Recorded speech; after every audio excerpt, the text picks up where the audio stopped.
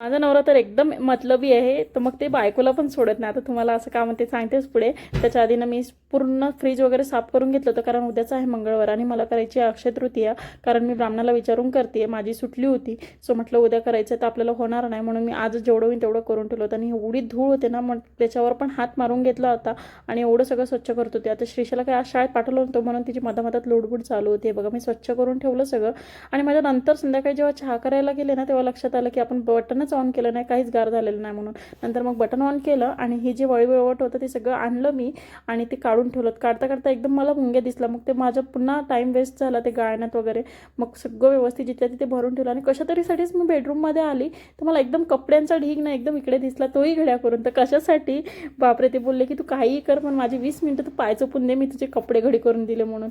आता बघा याच्यात किती मतलबी पण आहे. आपल्या बायकांचं दुखतं तर आपल्याला कोणी असतं का झोपून द्यायला.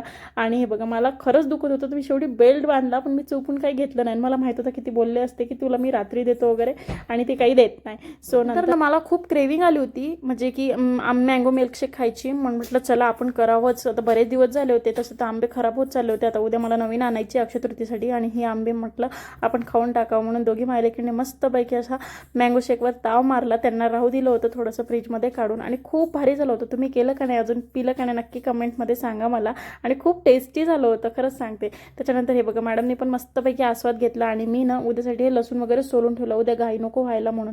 आणि मला ना धूप खूप जास्त आवडते म्हणून मी त्यांच्या हातून ना 5-5, 6-6 फ्लेवर बोलवत असते. आणि हे बघा देवाची स्वच्छता आणि असं छान चेंज केलं. चलो फॉलो केलं, फॉलो करा. बाय.